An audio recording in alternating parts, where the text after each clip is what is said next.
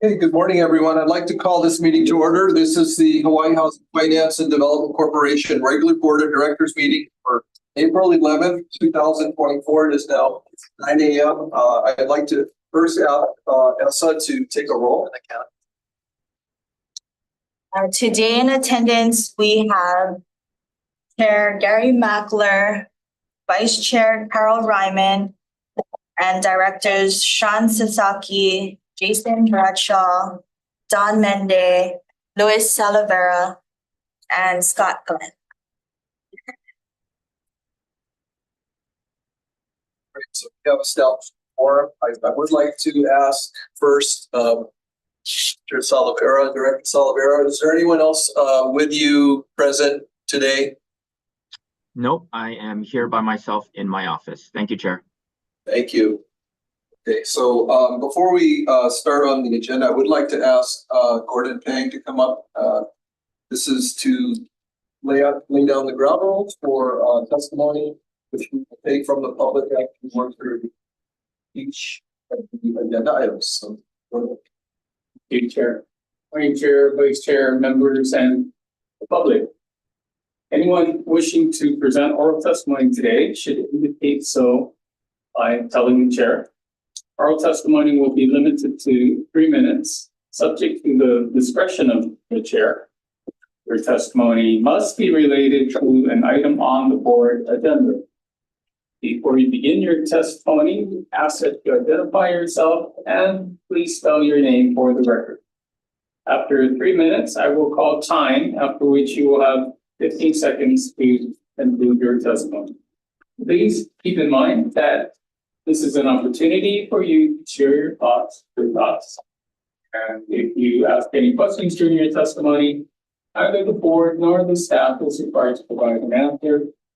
For anyone wishing to submit their testimony, instructions for doing so are on the front page of the agenda under the section titled Public Testimony. Thanks everyone for your cooperation. thank you, Gordon. Going on to item 2A of the agenda, this is to approve the regular board meeting minutes for March 14th, 2024.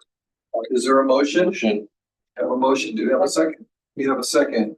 Is there any discussion on the minutes? Corrections? Hearing none, all those in favor to approve, say aye. Aye. Any opposed? Motion carries. Moving on to section 3, discussion and or decision making. Item A is to retract the previously accepted audited financial statements of the Hawaii Housing Finance and Development Corporation for the fiscal year ended June 30, 2023, and the corporation's Nani Opuna project fiscal year ended June 30, 2023 and 2022, and accept the reissued audited financial statements corporation for the fiscal year ended June 30, 2023, and the corporation's Nani Opuna project for the fiscal years ended June 30, 2023 and 2022. Is there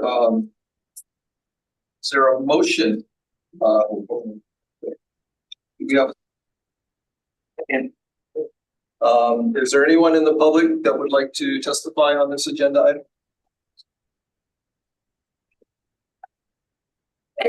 None, I'm going to turn it over to Holly. Good morning, Chair, Vice Chair, and members of the board. I'm Holly Tosu, the Chief Financial Officer.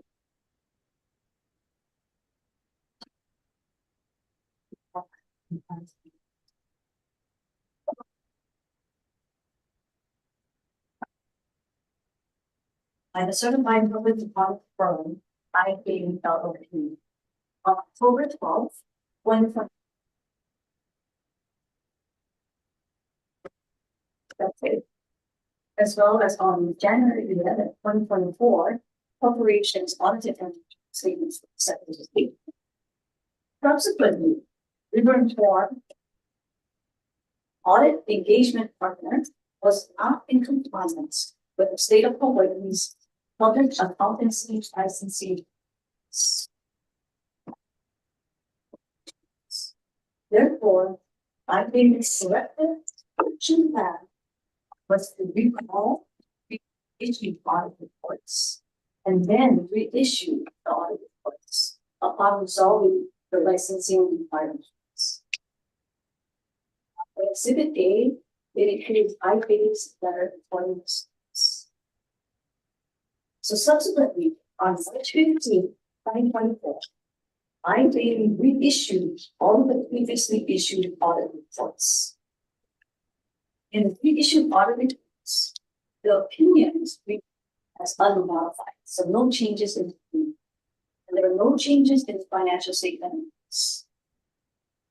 So other than the issued dates noted in various auditors' reports, there are a few revisions in the corporation's audit. The lowest changes are noted in Exhibit P. So page 73 was an update of subsequent events with the issuance date. And page 79 is updates to the views of responsible officials. Subsequently, after the reissuance, the office of the auditor who procures the audit firm has terminated its contract. So with that said, staff recommends that the board retract the previously accepted audited financial statements and accept the reissued audited financial statements dated March 15, 2024 for the corporation for the fiscal year ended June 30, 2023, and the corporation's non-implement project financial statements for the fiscal year ended June 30, 2023 and 22. I'm available for any questions. Directors, do you have any questions? Ollie?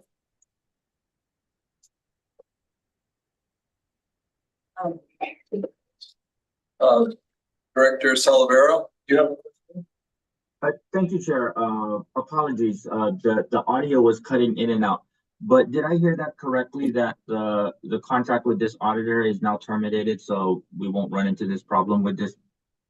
I can't promise that we will never run into this problem again, but the contract was terminated.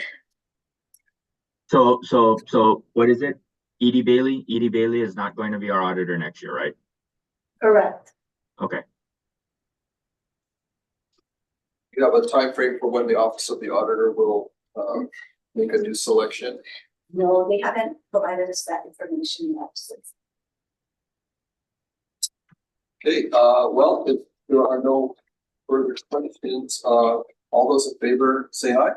Aye. Aye. Any opposed? Okay, hearing none, the motion carries. Thank you, Holly.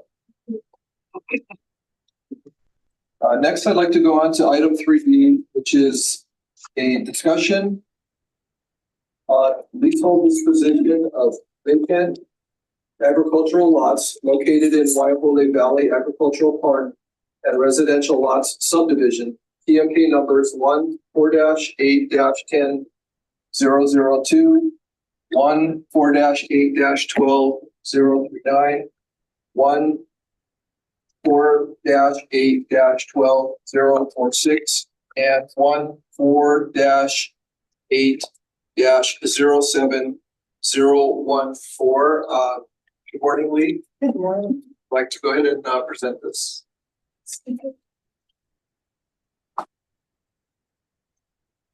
Well, I'm gonna, actually, I think for this, I'd like to have you go ahead and present first, and then I know we have people here in attendance that would like to get to this more item, but you can just explain to the board first. Good morning, Chair, Vice Chair, members of the board. I'm Lee Miller, Property Management Specialist for Waiahole Valley.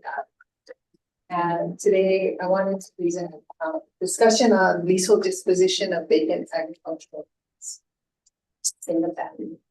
In 1977, the state received about 300 acres of land in Waiahole from Elizabeth and Thomas Marks. And it was to retain the agricultural and rural nature of the valley. State made infrastructure improvements to the valley and subdivided it into various lots. Today we own 122 lots. 39 are agricultural, 65 are residential, 14 are used as infrastructure supporting lots, 2 are commercial and 2 are undesignated. In addition to lease administration, we are also responsible for maintaining the Waihole water system, which delivers potable water to those lots in the subdivision. On a pro forma basis, the dwelling unit revolving fund subsidizes the valley operations at a cost of about $825. The current system is at the end of its useful life, and development plans to replace the system are underway. The cost for the new system is estimated to be in excess of $26 million. Fully replace the reservoir, pump stations, and distribution system. In 1998, our predecessor agency entered into 9 long leases for agricultural, commercial, and residential lots within the valley. Currently, there are 10 vacant residential lots, 4 vacant agricultural lots, and 2 vacant lots which have no designation. HHFDC incurs a maintenance expense for the vacant lots. In regards to removal of hazardous trees, abandoned vehicles, grass trees, if someone's used as a dump site. This loss of rent revenue from the vacancy coupled with the expenses and good thing for the community or even. And currently there's no process to award leases for the vacant lots. Residential leases require that to be your primary residence. Agricultural leases require you to farm. 3 of the vacant agricultural leases are available for lease, while the 4th one requires some remediation. The staff proposes to offer the agricultural lots for lease through a request for proposal process. I'm going to go through the 4 agricultural lots. Lot 33 is located behind Waihole School. It's out of the roadway area. This is the one that needs some remediation. So it's not readily available. We've contracted with Element Environmental to complete the engineering and project study for the landfill remediation. And until we can get a no further status from the Department of Health, it's not available. The 3 that we are considering is lot 61, which is a really steep lot that straddles both north and south road of Waihole Valley Road. It's super steep. And there's lot 82, which is that one's there's some flat areas where you can plant. It currently is under an interim tenancy agreement, but the person who had that is no longer able to farm and is currently awarded the Adult Protective Services. So because it's at a confluence of the Waihole Valley stream, it's very environmentally sensitive. Feel very strongly that we need to retain access to that area to maintain it, as well as to prevent unauthorized occupants from going onto the property. Nope. So we found somebody to do the interim tenancy for us. We'll terminate the interim tenancy because the permitting cannot farm and cannot doesn't occupy it. Found someone new, King Angwai. He is a lead worker with the Waihole system. Very familiar with the area, has a lot of respect for water in regards to its importance to the valley. Takes his job with great responsibility and he's a great candidate for Lot 82. Under the ROE, he would maintain clear access for us, for HHFDC and our contractors, and his presence and oversight will deter unauthorized occupation of the lot. He's also going to be planting whatever vegetable crops that he can during a short term. realizing that he doesn't have a long-term purpose. Lot 133 is located along Waipole Homestead Road. And most of the part is open. We've got that one back because the former lessee we come into compliance with this lease. It's been vacant for some time, like several years. So what we're planning to do is to issue individual RFPs for the vacant agricultural lots to be put back into production. I'm not a farmer, so I'm not too sure about that. The plan to dispose of the vacant residential lots will be discussed long later on down the road. And it may involve selecting a single self-help housing provider or a developer to build for single family home. Before leasing, we're thinking that the vacant lot should be released from the DCCR because it's not manageable. The lease terms would include a requirement for the property to the agricultural properties to be used for diversified agriculture and allow for construction of one family dwelling and provide for an expiration date of no later June 29, 2007, which is the same as all the other Waipole lots. Red would be based on the offers proposal in regards to art. So we just sketched out the RFP evaluation process. It would include the following criteria: their experience, their ability to demonstrate a business plan that outlines a financial investment they're proposing, they plan to grow, a detailed timeline of production, any necessary site improvements. They're considering in regards to rent for the lot, and their financial capacity, their ability to execute their plan. We're planning to begin the RFP process later this year, but before we, once we identify the candidates, we'll bring them back for action to the board. Thank you. Director, do you have any questions? Yes. Can you explain the declaration of restricted covenants? That covers apparently the HHFDC lots as well as HHL lots. And it just outlines, it's all the same in regards to how you may use the property, how it can get transferred. the parties to it, and who is it? Is it binding all of the things or just HHFDC and All of the tenants and if the signatories to that are the people that are on the lease. So to clarify, the HHFDC is the declarants under the declaration.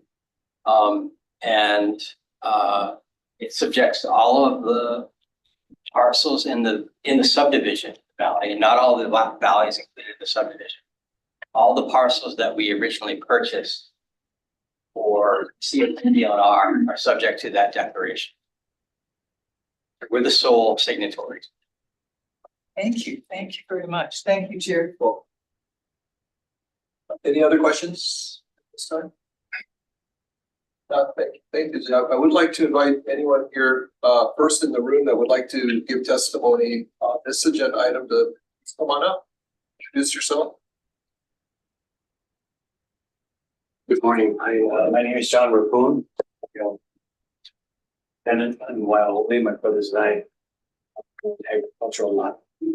Also serve on the College Neighborhood Board and have been involved in community planning. I don't have the credentials, but I've got a lot of experience in planning. There's so much to unpack here. 3 minutes is gonna be really tough. So kind of a general principle I'd like to lay out there is that for myself, I think for many of us, we want to see some uniformity with respect to leases. The strength of the community is based on that. All on the same page, we're going to be better able to succeed as an agricultural community. And by the way, we intend to be there in perpetuity. Leases will end. We're still struggling to find a mechanism by which we can continue this. touch on some highlights. So with regard to strategic planning, I noticed Craig Ryan was here earlier. I was one of those who came in and I said, you know, you guys have been a reluctant landlord for a very long time. I don't see you getting out. And his jaw kind of dropped and he said, unless we have a plan, a strategic plan. And to his credit, he proposed entering into a strategic planning process. And I really appreciate HHFDC went down the road with us to do that.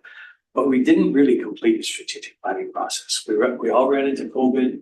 WWCA pulled back, HHFDC pulled back, and we didn't really complete it. There are pieces, SMS did the initial part, and then later Bruce Machida with Townscape was engaged, but we really didn't complete strategic planning. One of the aspects of strategic planning that we didn't complete was we didn't talk about the vacant lots that have been sitting there for very, very long time. And I know those are a drag on HHFDC. They're portrayed as being expense, but in reality, nothing's really been done on those vacant lots. It's just gotten a lot of times down region. So, and then the other aspect that I didn't even comment, I've talked about is all the floodplain, the lower part of Waiahole, which is subject to sea level rise big time, is already very flooded.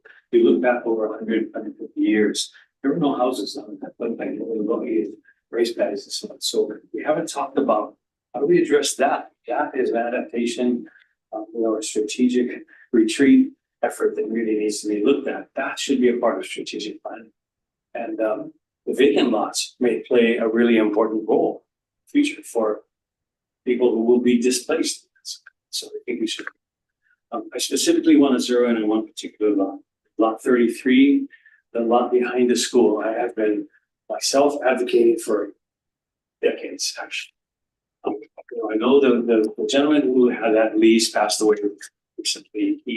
Nobody had been on the lease, I think, for 10 years. Well, almost 19, 20 years. It was a really strategic lot, right behind Waiahole. What a great opportunity collectively to create focal point agriculture for the future. What a great place for home farm interns to be located in college, tropical resources. We need the education in agriculture as much as the rest of the world does. That's the real purpose of Waiahole. It's not housing.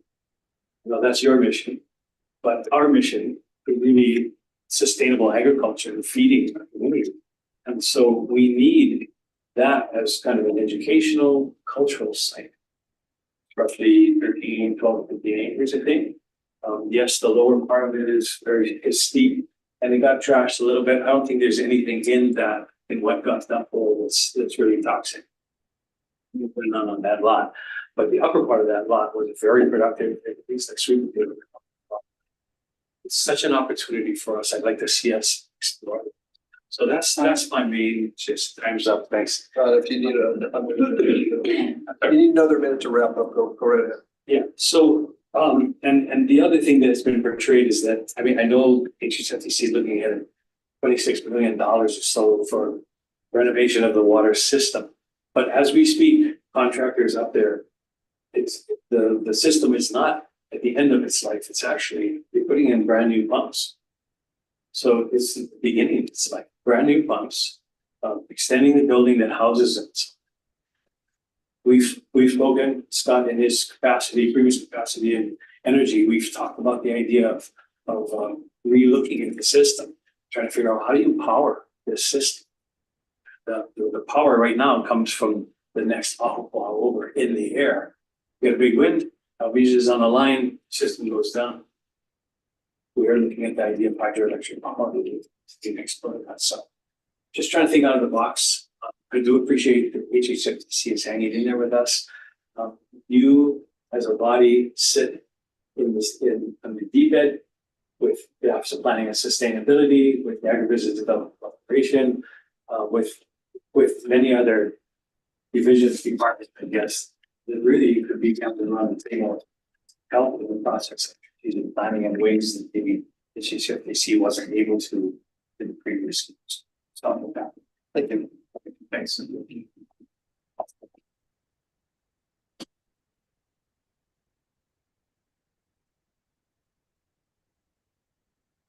Yeah, good. Thank you, Chair, for allowing me to come ahead. So I really appreciate that. Thank you so much. My name is Amy Cano. Spelled TONICANO. Sorry.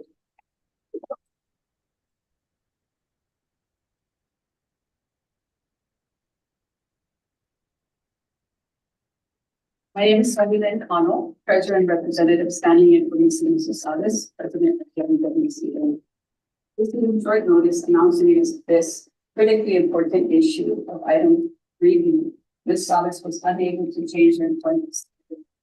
Therefore, this morning, we would like to submit testimony regarding item 3B pertaining to vacant agricultural lots located in Guadalupe Valley as shown on the agenda for the April 11, 2024, HHFDC regular board meeting. Waikani Community Association, WWCA, is a non-profit organization representing approximately 2/3 of the residential lots, 1/3 of agricultural lots in Waikani. The association's primary purpose has always been is to promote the well-being and the common interests of the lessees who are tenants of record of Elizabeth Lloyd Marks as of 1977. Have had a lease or with interest in either an agricultural or residential lease in the Valley Agricultural Park, and for the lessee's heir successors and assigned. The WWCA strongly believes that the community should have a say in the selection process relating to the vacant lots. At a WWCA pre-phone meeting held back in March of 2022, Mr. Dean Minakami indicated a willingness to meet to discuss the issues pertaining to the vacant lots. That led to a meeting in April of the same year with Mr. Minakami, Chris Woodward, Mr. Brandon Chu, Ms. Carrie-Ann Abarwa. Together, we discussed the criteria to be used to select candidates for these vacant lots. We are pleased to see that some of the criteria discussed at the 2022 meeting are indicated in the April 11, 2024 memo regarding the vacant lots, prepared by Mr. Hunter Miller, Ms. Lee Miller, Mr. Ryan Stone, but more work needs to be done. We would like to meet with these three HHFDC officials to finalize the selection process. The benefit of doing so is establishing board support by both community and the HHFDC going forward with the vacant lots within our community. The issue is important to the community because the RFP is so very different from most other RFPs relating to Waikani.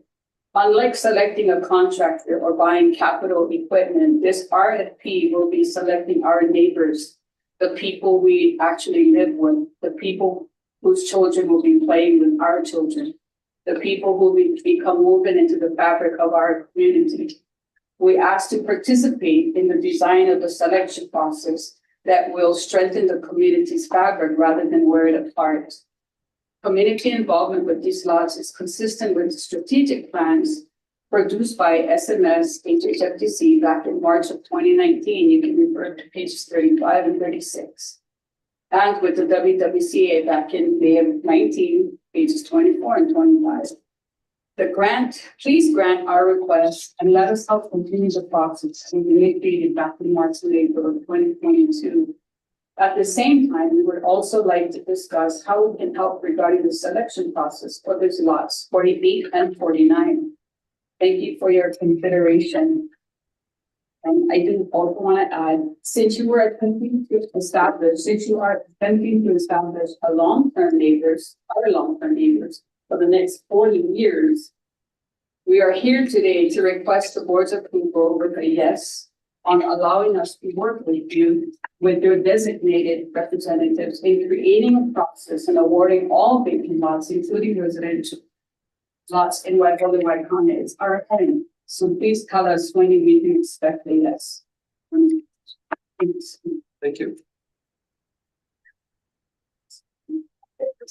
Thank you. Do you have anyone else present that would like to give testimony? Okay, if not, I'd like to just also check if there's anyone watching the meeting remotely. Is there anyone who would like to give testimony remotely? Hearing no requests, I guess, are there any, more questions from the directors? Buses. I'm having a little bit of difficulty reading the numbers and scriptures on them. It's been included in our packet, and I was hoping to extend the purple meeting section, which of the lots and school. Budget this before. Or if we could have staff come back up and, Clean it. No. So lot 33 is.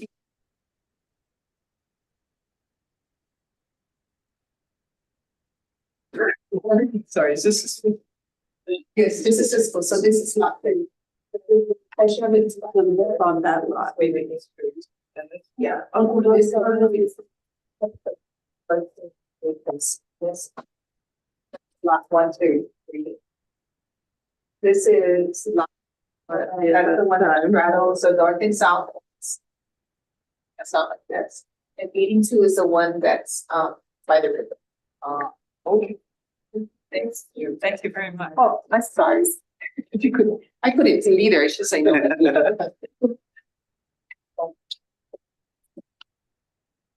any further questions, Director?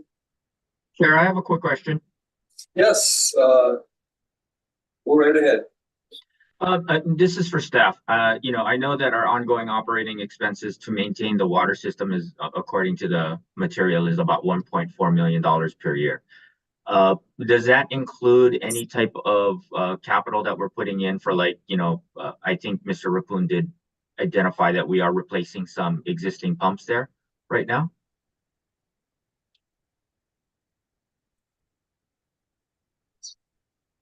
Louis, I see. so the numbers referenced in the write-up are kind of like historical averages projected forward. So they're not going to include any of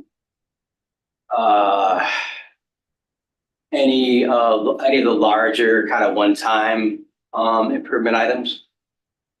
I don't know. I actually don't know exactly what work is going on the water system right now, but it would be, you could consider that number to be exclusive of a one-time upgrade replacement item like that. Yes, Director, generally it's operational costs, not capital costs. Okay. And I understand, I mean, we've been talking about the need to fix and upgrade this water system for quite some time. But I mean, maybe a question is for Mr. Rapun, if he's still there, I guess.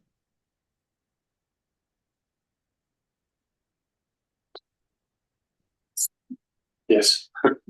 No, thank you, sir. I appreciate your testimony. I guess the question is that you said, I guess useful life is can be a subjective term, especially amongst people who farm. I believe that there are people that can make equipment last for a lifetime, I hear.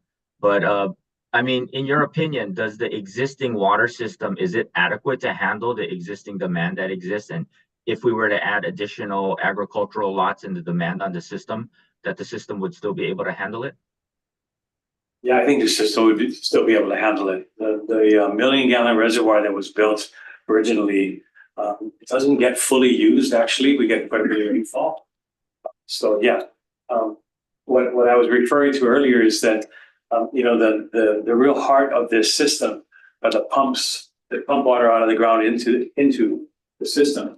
And those pumps are being replaced as we speak. So the representation that the system is at the end of its life isn't really correct. You got brand new pumps going in, all kinds of electrical work going in. Are they booster pumps that are being replaced or well pumps? They're not well pumps put in. That's what we're being told from the contract. They're not well pumps. What are they? There are not well pumps being replaced. The well pumps have been replaced, that's right. So the life of those pumps, The life of the reservoir, that reservoir is rusting and could fall apart at any time. it's I don't think it can fall apart at any time. It's actually, We're doing emergency repairs to the reservoir you could replace that reservoir entirely right there on site. And the system would be perfectly fine. It has some leaks there, therefore you keep the water levels at a certain level. Director, to your question, one of our objectives also is to turn over the system to the Board of Water Supply. They are in the business of operating water systems. We are not a water company. We turn over the system, the Board of Water Supply is requiring certain improvements, including relocating the wells to an area that is more accessible. The current wells are quite inaccessible. You have to traverse a dirt road for about 1.5 miles. We're also located next to a stream. So they have flooded in the past. They suffered. We were very fortunate a couple years ago. They didn't suffer severe damage. They were damaged. So we are in the process of redesigning a system which will be acceptable to the Board of Water Supply.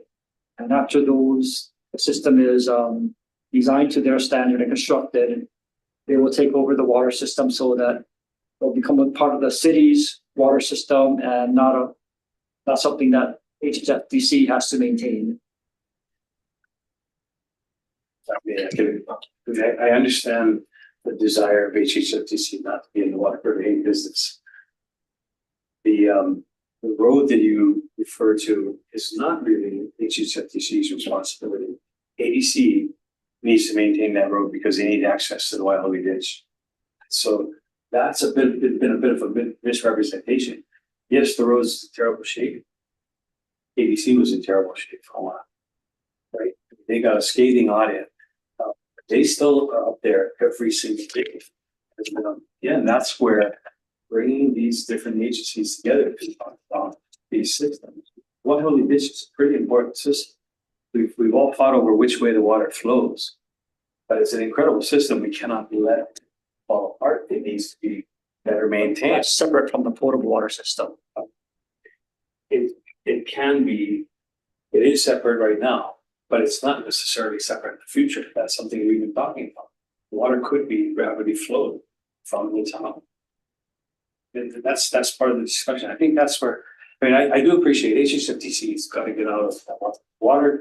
The water system alone for you has been one of the biggest expenses. We understand that. But there's a lot more discussion to have around how we provide water to Waialawi, how much water is needed. They're not going to need to spend dollars on new well site and reservoir and so on. Let's get the Board of Water Supply to the table and talk to them. And I say let's, including us, because we deal with Board of Water Supply as well. Board of Water Supply has looked at this system and would they want to take it over? Where are the firewalls to make sure they're not diverting water out of Waialawi into their around the island system and detracting from stream flow and so on? We've got to have assurances. It's a bit of a complicated discussion. Yeah, It sounds like it's not going to get resolved today either. But the real it is thing is complicated. being expected today. We'd like to be involved as a community in the disposition of vacant lots. We'd like to see the disposition of those lots be strategic, helping us move forward. Just one more tenant here or there is not going to make a difference to you. But the right tenants, the right uses of those vacant lots is going to be really critical. I want to mention displace people from managed retreat process that we haven't even discussed. And maybe we need some senior housing. Before you leave the chair, I don't know, anybody else, you have a question? John? Yeah, John, is there enough of a drop for hydropower, the reservoir? Some of us are actually looking at that. We're having discussions with folks like Shake Energy and so on. Hawaiian Electric did a study of their own that has looked at the potential for hydropower. We've gone back and we've talked with energy folks in the state for years now about that. That should be explored. You've got this incredible system at the 750 foot, 800 foot elevation. Let's not waste this opportunity. I say we need to be looking at things like distributed energy, distributed water resources. That's just gonna be smart in terms of. So the other question, are the wells in the back of the valley that are currently feeding the water system, are they dike wells? Are they going into the columns? They're going down into the ground. They're Basil? yeah. And as far as, it is next to the street, no question said. And what year was it? 2019 when they got hammered. But the pumps were damaged. The building didn't really suffer damage. The roadway suffered damage. It actually was a pretty resilient spot. Nobody has ever answered why the river jumped its bank. Probably Albizia small. But we didn't look at that. None of us looked at that. That was outside of HHFDC's jurisdiction. It was on ADC land. ADC was stuff paying attention to the time. Yes. To add on to the discussions that's come up in a prior capacities, I did go to the valley, looked at the ditch wells, and had a discussion about renewable energy, such as hydropower. There's a lot of new technology that's out that can take advantage of in-stream energy rather than damming like a traditional hydropower. Also, there's a lot of tax credits and rebates that are available right now from the federal government for especially state and nonprofit organizations. So we were having discussions about whether that might be a way to add resiliency and defray operating costs for the valley.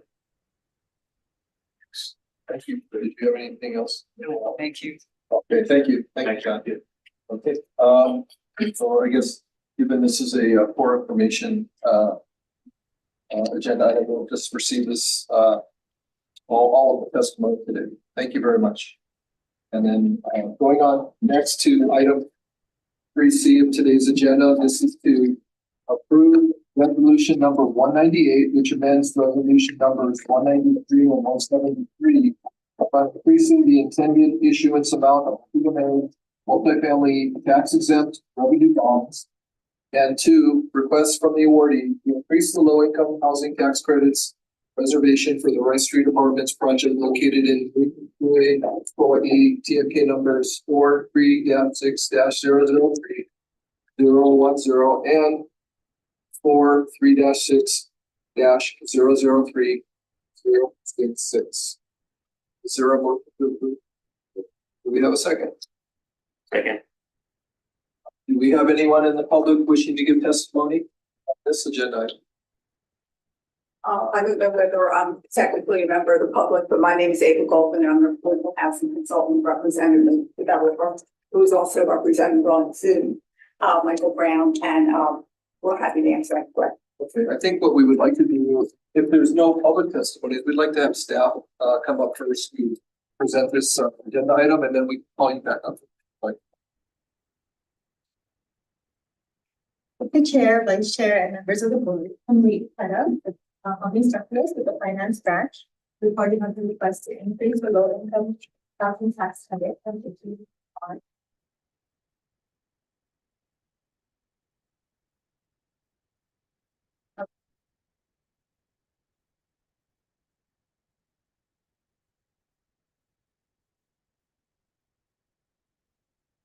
For the off of industry and the co-ops.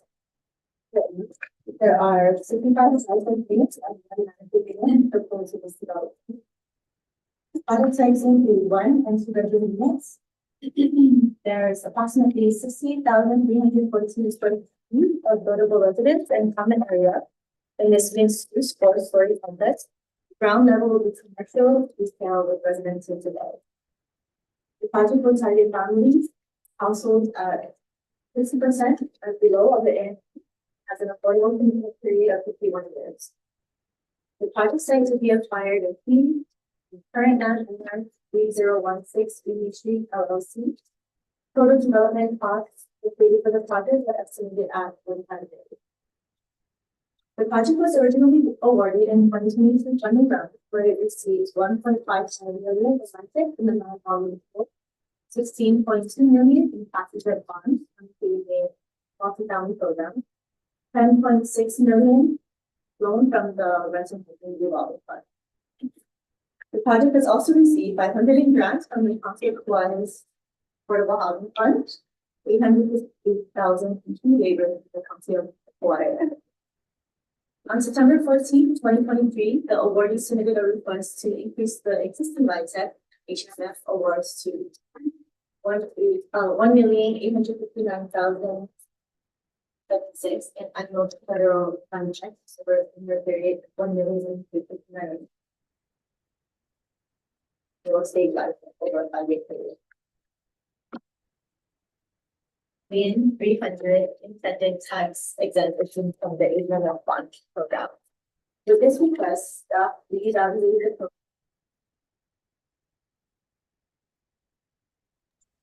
Excuse me, Chair. This is Louis. Is it possible to move the microphone closer to the speaker because it is cutting in and out? that's my recorder. Speak Oh, louder. is it the recorder? Okay. Inclusive of the requested increases. The primary reason for the request stems from increased construction and financing costs. Financing costs increased alongside higher interest rates, and LIHTC syndication terms have also changed with decrease in equity conversion rates. The project readiness, plans have been approved by the county and building permits are ready for issuance. CCAB approval has been secured. Construction prices have been finalized and contracts are ready to use. With this, staff recommends the board approve the following. Resolution number 198, attached as Exhibit E, which amends Resolution 193 by increasing the incentive tax exempt issuance of HMF bonds for the Ridgeview apartment project up to 22 million from 20,300,000, subject to the provisions and conditions attached as exhibits at image. Increase the award of the annual federal line period to $1,853,000 from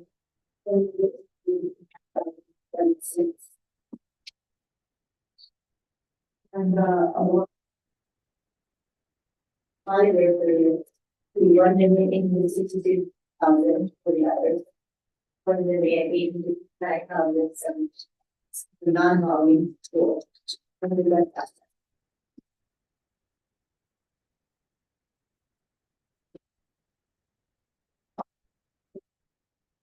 All tasks necessary to pay those. And then we do have the other.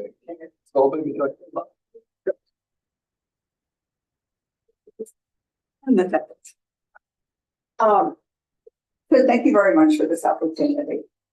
In sort of a nutshell, the last time we were here to see you, we thought we had it made, you approved what we requested, and then sometime after the meeting, we discovered that our tax credit syndicator was no longer interested in participating in the project.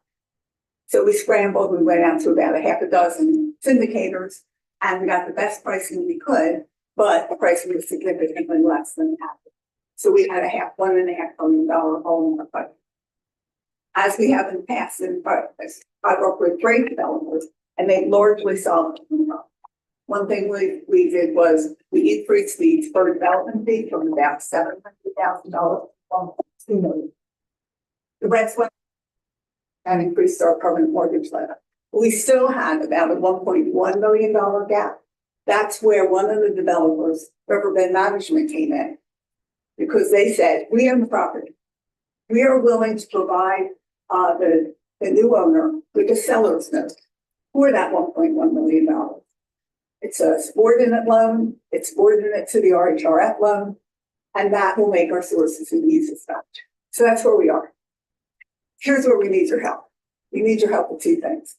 We would respectfully request a higher amount of bonds during construction. We are just at like 49.8% of our 50% test. So we need a higher allocation to make sure we meet 50% test. And the second thing is, our costs have largely not gone up. The only cost, our construction costs are exactly the same. We haven't increased our development fees. The only number that's really gone up are our financial fees, and that's largely because interest rates have gone up. Well, the only good news about higher interest rates is it there is appreciable basis. And therefore, we can get more credits, LIHTC credits. So that in a nutshell is what we're requesting, respectfully. An increase in the allocation of tax exempt bonds and a small increase in the LIHTC allocation. Thank you. Oh, I Yes. believe I should also add, Yes. I believe there have been some questions about the existing property. That on the property now is a two-story, basically office building. The main tenant is Central Pacific Bank. Riverbend has actually taken the lead in negotiating the relocation of that. That negotiation has been basically finalized.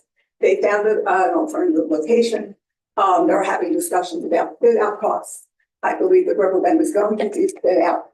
And so, yeah, we're well on our way in terms of being ready for them to move and we to start.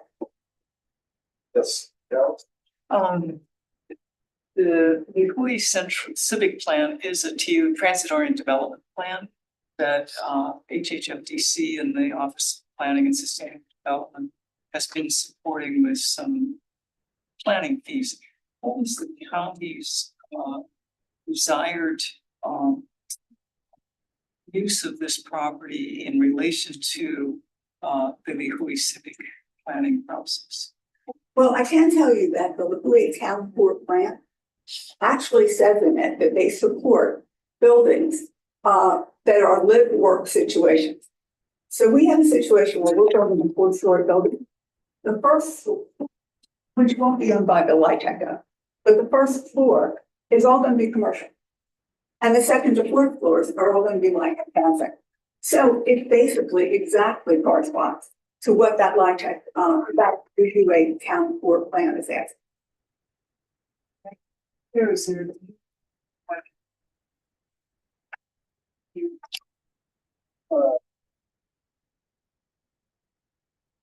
See familiar names, but I can't tell you the project location is a half a block away from the transportation hub. So it's very convenient. It will be very for those who will buy. And the county has been tremendously supportive of the project, providing funding, providing aid. They couldn't be more supportive. Thank you, Chair.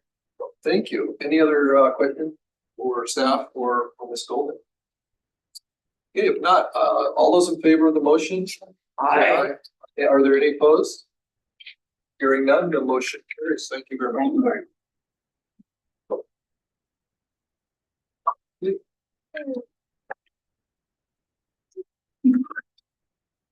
On to item 3D, the agenda. This is to approve resolution number 199, which amends resolution number 177 by increasing the intended issuance amount of the Hula multifamily tax exempt revenue bond. And 2, a request from the awardee to increase the low income housing tax credits reservation to the project located in PA Maui, TMK number 23-9-002-076 CPR units C. We have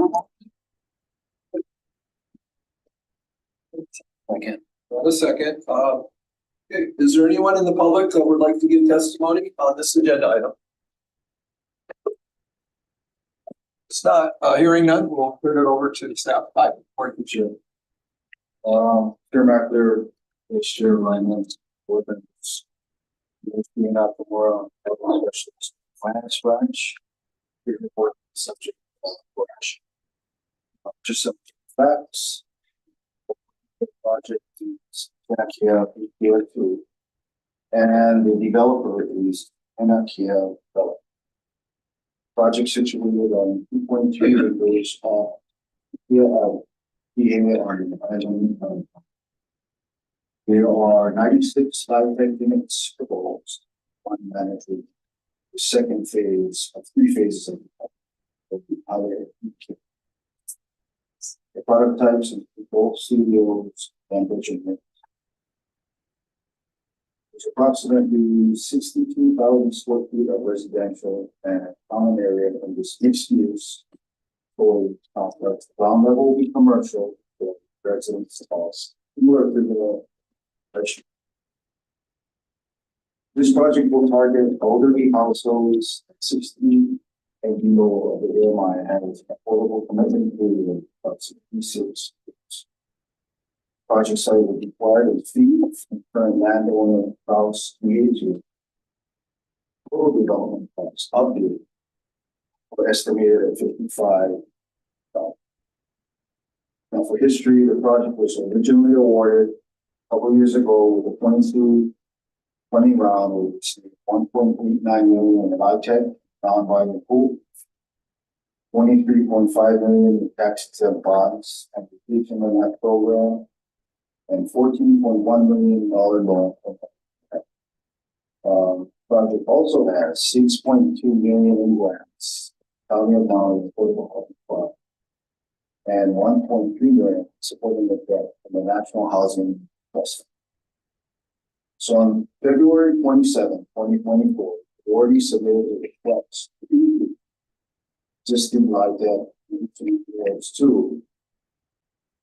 $2,207,334 annual federal LIHTC over a 10-year period, the same annual state LIHTC over a 5-year period, and 27.5 million in debit tax exempt insurance from the regional med bond program. Project also requested some modifications to the existing loan terms for HRF, which are being presented in a separate collection at our own. So with this request, staff revalued the project alongside the 2022-21 application, determined that the project was still meritorious for an award and increased requested increases. The request is regulatory increased construction and financing costs, project will experience exception. Additional improvements such as offsite counter viable enhancements, detention basin, running walls, hard rock excavation at 4.4 million. Vertical construction will also increase by 2.7 million. Due to inflation, higher labor and fuel costs, and financing costs are up over 3.1 million to higher the building interest rates. All of this adds up to an overall increase of 11 million, which is primarily mitigated by this cost for additional. The project already has building permits, civil plan approvals, detail approvals. Their construction to the from our final and building permits are expected this month or next month, and 8-month construction is already done. Financial closing and commencement and construction for the space that with the next quarter.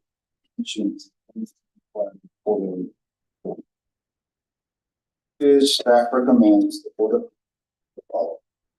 Resolution number 199 demands resolution 17 by increasing the cap of insurance of HHF bonds for the holiday for PPA of 27.5 27,500,000. That's 27,500,000. To use the award of the annual federal LIHTC over 22 and the annual state LIHTC over 5 years. 1,027,354.1 and 889,023 from the non-volume. Finally, the authorized executive director to undertake all tasks necessary to functionally fulfill this action. And we have representatives from the development to both here. Directors, do you have any questions? Yes. Given the Maui wildfires and the desire to build replacement housing, it's possible. Do you know if the developer has assessed the possibility that construction will may be difficult and require to project, and what kind of contingent planning is there in case that's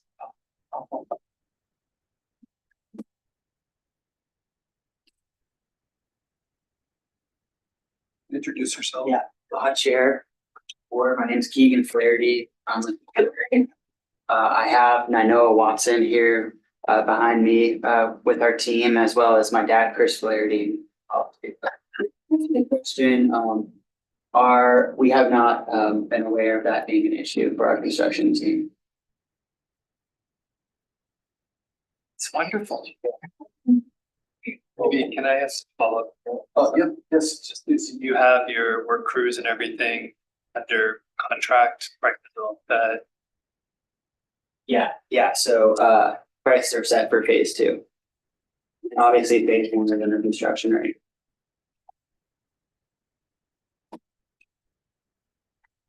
Centered into project for production of affordable housing, placement housing, always statewide. Will your construction crew be complying, construction contractor be complying, the project pay labor agreement has quite a little more.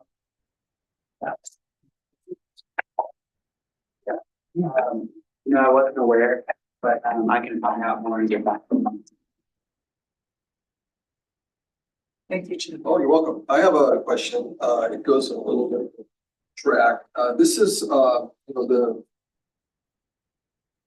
largest portion of the requested increases for these additional work items that Maui County required for Beach Basin.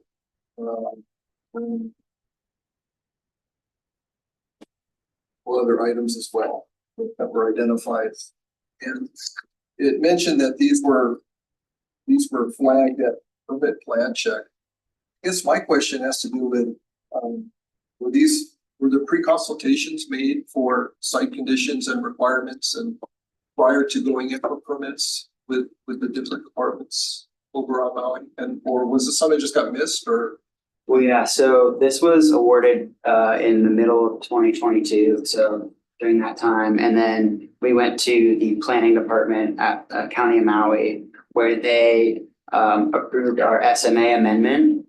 And part of that was, a lot of offsite improvements that needed to be done. And then also during plan check, items were added to increase that offsite cost as well.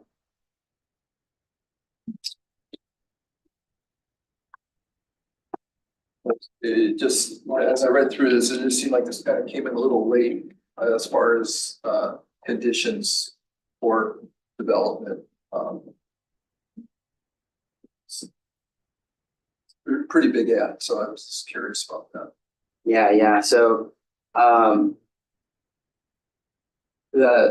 offsite improvements, they're all 3 phases are contributing towards the pro rata portion of those.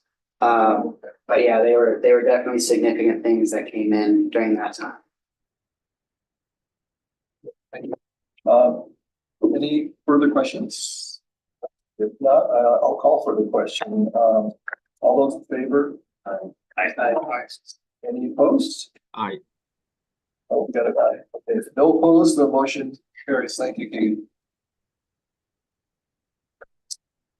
Okay, so I guess we have sort of a companion agenda item next. You know what, before we get to this one, I've received a request to take a brief recess, so I'd like to go ahead and take a 5-minute recess. Chair, can we just talk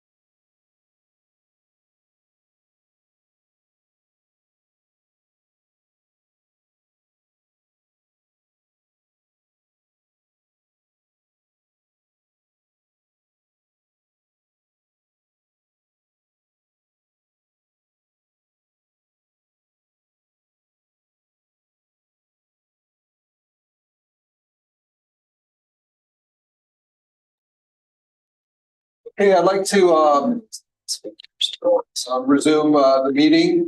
Before I do, I would like to ask all of those around the table and anyone that does come up to give present or give testimony to please project your voice because they're having some difficulty with the conversation. Those who are watching remotely, so do your best.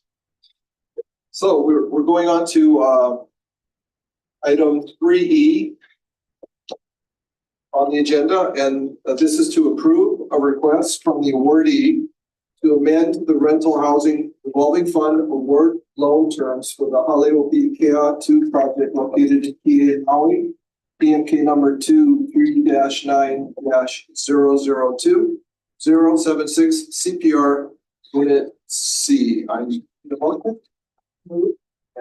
Second. We have second. Okay. Is there anyone who would like to give testimony from the public for this agenda item? Hearing none, we'll turn it back over to. The man selected range of loan terms for the Haleopi project. The original award was based on the amount of 5,000, term of 68 years, no interest in years 1 and 2, and 1 fee of a point thereafter.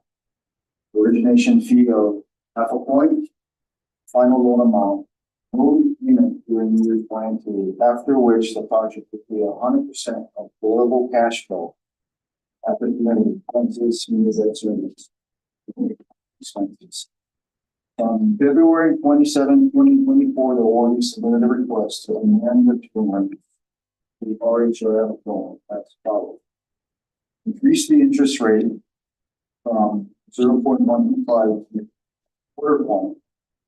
Reduce the percentage of the net cash flow payment from 100 to 75%, and reduce the loan term 68 to 54 years. Staff reviewed the request and found the amendments to increase the project's updated multi-year cash flow demonstrates a reduced payout period for the loan balance of 52 years, and that's why we're doing the project's affordable minimum period of 66 years. The loan amount is unchanged. So with this, staff would like to recommend approval of the following. Amendment of the RHRF project award for the Connect 2 LP for the benefit of the Haleopi project, the terms and conditions prescribed in section 2G of this for action, subject to the following.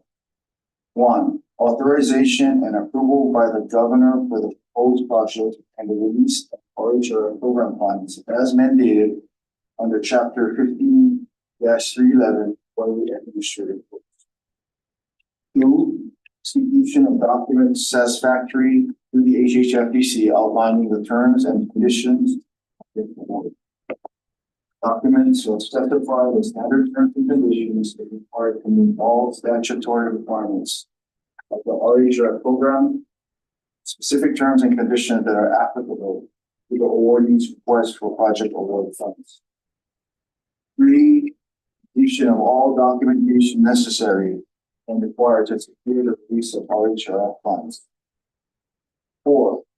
Certification of the awardee to comply with all applicable statutory and program requirements, including but not limited to chapters 343, 103B, and 104, and 103-50, already revised statutes, as they may relate to the use of state funds.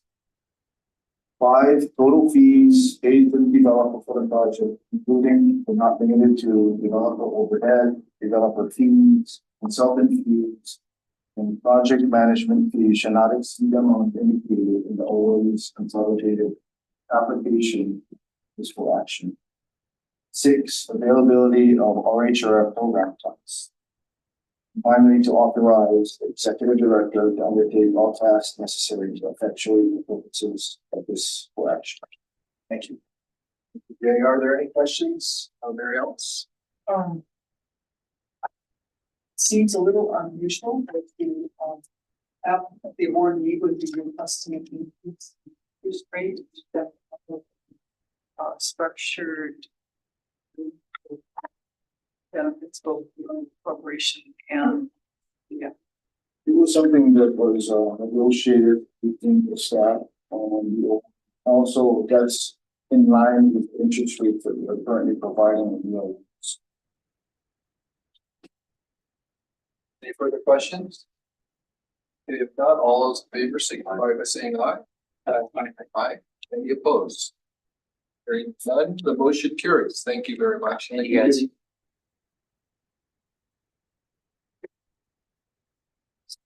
So our next agenda item, I'd like, yes, our finance manager, if you could, I guess, brief the council, Thank you, Chair, Vice Chair, members of the board. David Oy, Finance Manager. So this is a informational item for the board regarding HHFDC's document assistance program and the UMA single family mortgage. Jump to gun. I'll make you back up. David, actually, we're on agenda item 3F. It's regarding the Hale Mo'ili project. I've been told that this agenda item will likely be deferred today or to a subsequent meeting. Yes. That's, if you could just, I don't know if there's anything you want to share. Sure. Certainly. The original agenda item before you was going to be to authorize the issuance of tax exempt revenue bonds for this project. In order to bring such a resolution to the board, projects have to reach a certain readiness standard, and there are certain requisite items that need to be in hand and secured in order for staff to request the authorization and the signature on the resolution by the board. These items are necessary and part of standard operating procedure in order for the board to approve this resolution and also for the state to begin routing items for signature. So without these requisite items in hand, we are not able to request that authorization and the state is not able to circulate documents. The item that is outstanding at this time is a HUD approval of the ground lease for the Hale Mo'ili project. The developer team is working diligently on resolving this, and it is involving as many other parties as can get involved to approve this so that we may move forward. This is a critical item that we feel needs to be obviously in place in order to proceed. I understand that. I see the building permits have been received and they're trying to close the developers trying to close their loans in this quarter. Yes. It's very obvious. David, I thought the land was a Department of Land Homelands. Yes, that is correct. But so, I'm sorry, go ahead. We have for just, it's a federal agency dispute that has to be resolved. So it's not the state or the developer, it's among federal agencies. Thank you, Jake. So as a background for the public as well, the land is the HHL land. This project was the winner of an RFP that was issued by DHHL. So the land is theirs and will be leased to their project. Structure involves a HUD 2214 loan. So yeah, that has involvement. I see. But as a direct, it is a federal debate right now for the project. Hopefully we'll see this in May. We hope so. Staff will be ready to bring forward the highest priority. Great, thank you. So now we can go on to the next agenda item, which is item 3G, and this is information on the Hawaii Housing Finance and Development Corporation's down payment assistance program and the Hulame Single Family Board. So rewind what I said earlier. I'll start again. So yes, this is just information to the board on these two programs, which the staff is hoping to relaunch in around Q3 of this year. So some background, back on December 1st, 2011, HHFDC had issued $50 million in tax-exempt mortgage revenue bonds for eligible first-time home buyers as part of the Hulame single family mortgage program. So applicants were subject to various eligibility criteria for the program by HHFDC and as part of the federal rules for the issuance of mortgage revenue bonds regarding applicant income as well as purchase price. So for the qualified applicants, the tax exempt status of the mortgage revenue bonds that were used to fund the mortgages, were able to provide competitive, below market interest rate mortgages for home buyers, giving them opportunities they would not be able to otherwise have in the standard mortgage market. So in addition to the Hula May Single Family Mortgage Program, Act 135, Session Laws of Hawaii 2013, subsequently authorized HHFDC to offer down payment assistance as an optional feature of this program at the time.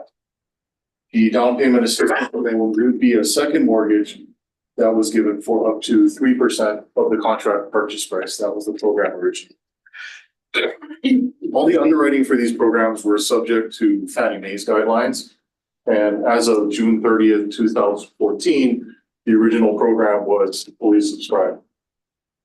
Fast forward now to June 30th, 2023, there are currently no longer any outstanding Hula May mortgage loans for the corporation. Details of the current status of the fund itself and the program can be found in section 2E of the Board information.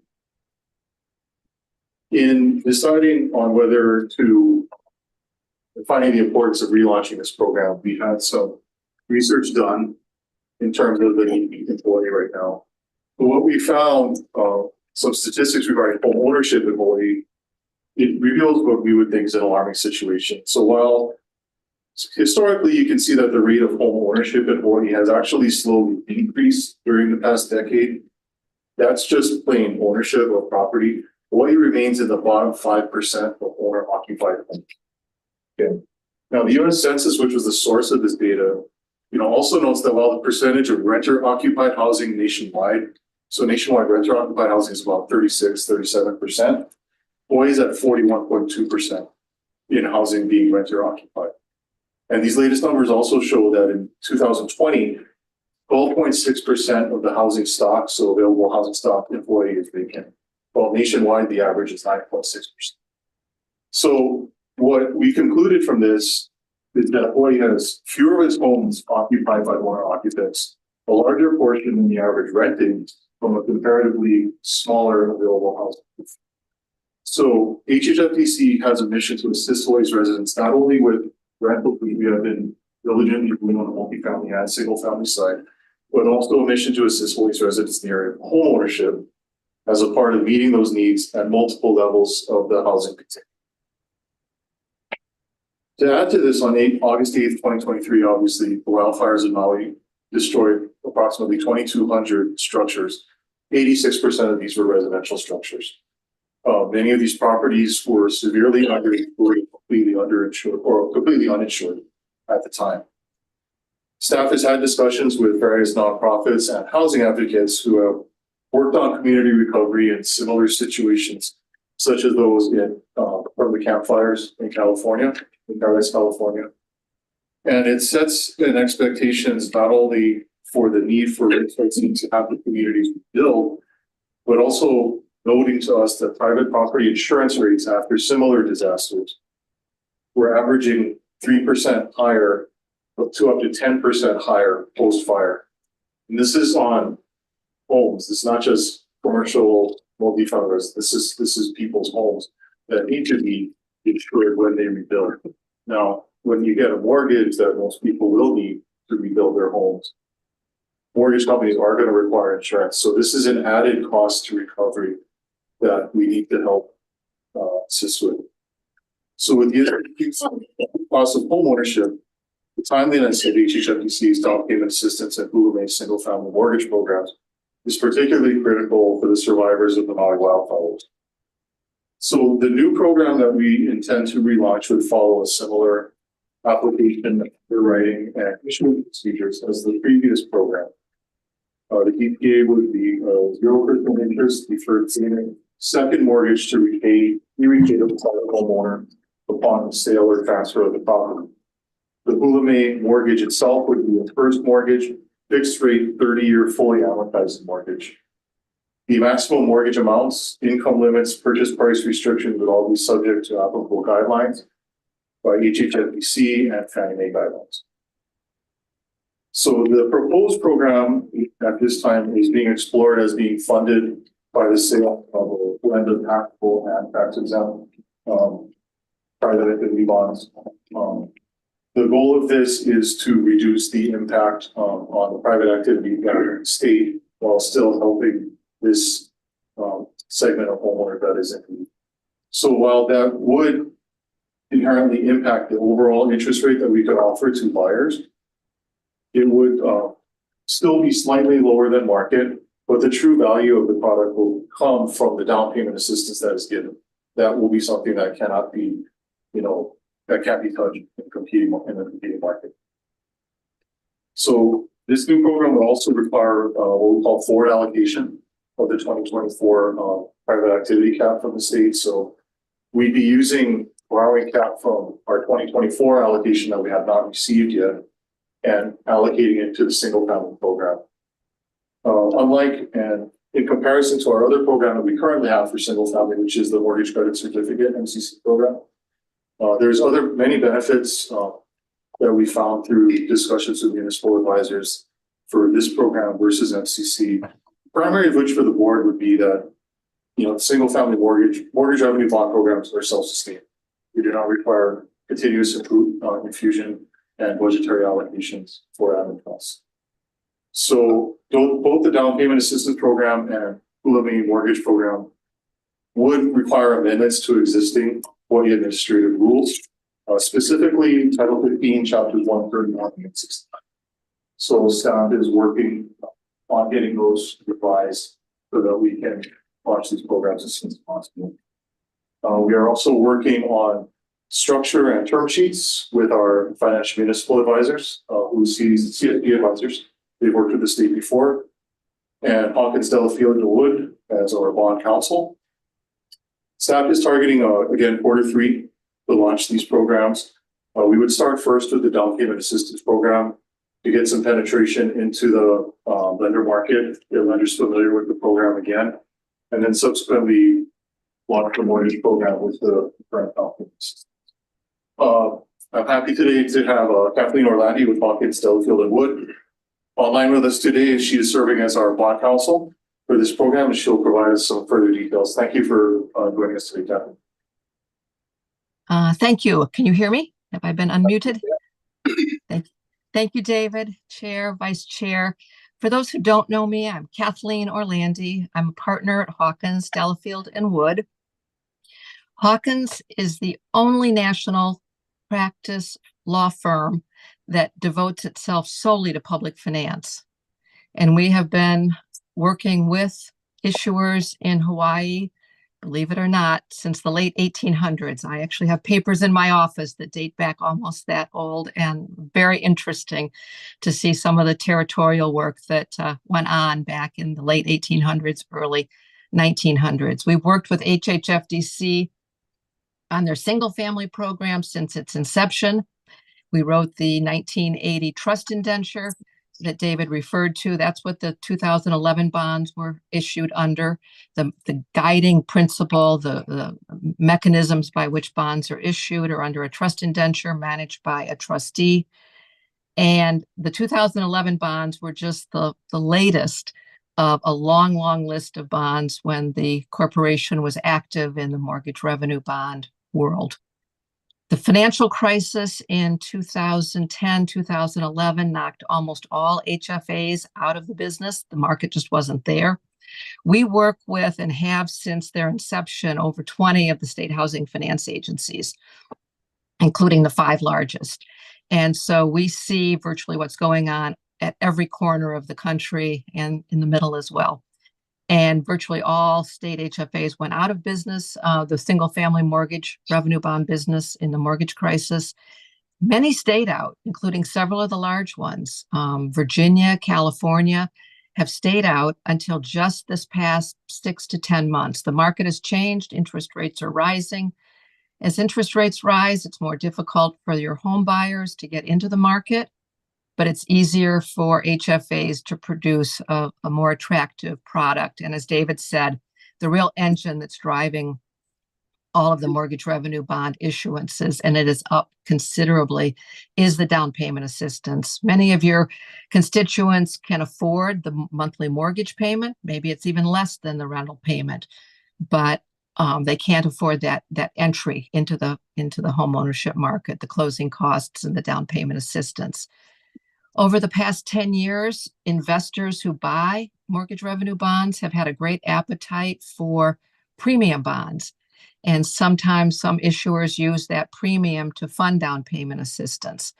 I think David's planning on, since the down payment assistance program is going to launch before the bonds are issued, there'll be other sources of money, but we are going to position ourselves to be able to reimburse your own sources of money with bond proceeds if everything aligns. But we're setting that up, and you will be seeing a resolution coming to you in one of the future board meetings regarding that.